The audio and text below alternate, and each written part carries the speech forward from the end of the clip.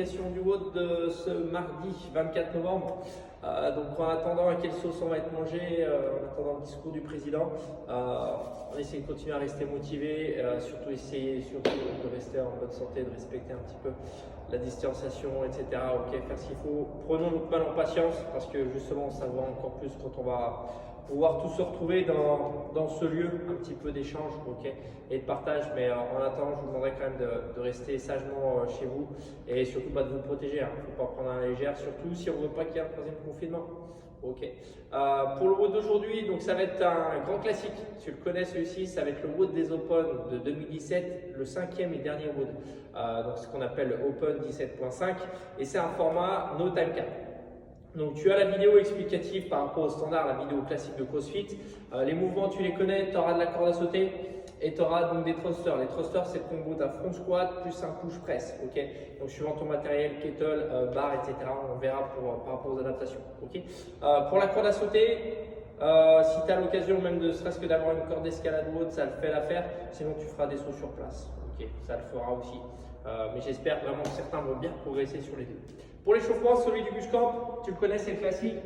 Avec la kettle, avec ton haltère, etc., avec ce que tu as sous la main, tu viens ici, position statique, 20 secondes de travail, 10 secondes de repos, on change de côté. Donc équilibre à droite, équilibre à gauche. Après, je passe à droite, j'essaye de venir presser, je fais pareil à gauche. On a après les swing kettle, à la russe ou à l'américaine. Tu connais derrière les goblet squats, les burpees et enfin le lézard. On travaille notre coordination et bien sûr on se fait 2 tours de ça. Okay. 2 tours donc de l'échauffement du Buscamp. Derrière, tu revois un petit peu les mouvements, tu revois un petit peu ce que c'est dit, tu fais bien de la place notamment par rapport à la corde à sauter et puis ça devrait le faire. Le format, tu as 10 tours à faire, 9 thrusters. Donc sur ton premier, tu peux directement chuter en squat et ensuite partir sur ton thruster. Okay, donc ça, il n'y a aucun souci. Tu as 9 répétitions à faire.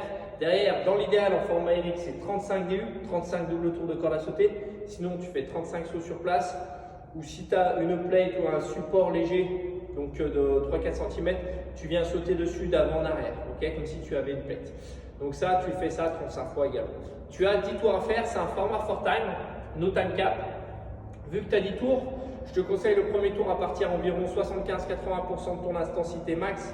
Et après, si tu te sens bien de monter progressivement, mais d'essayer de maintenir un temps autour.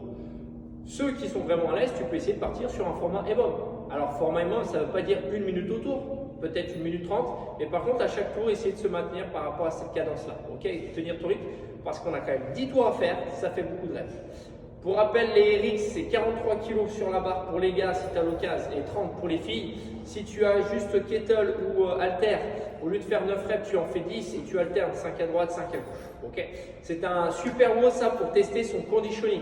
Donc n'hésite pas à mettre une bonne stratégie en place, okay, à essayer d'être toujours 80-85% max intensité, mais il ne faut pas exploser sur ce genre de WOD.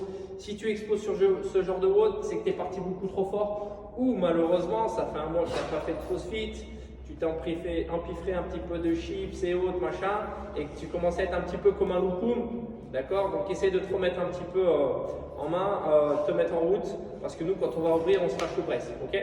Je vous souhaite une belle journée, n'oubliez pas toujours le petit engine qui va bien.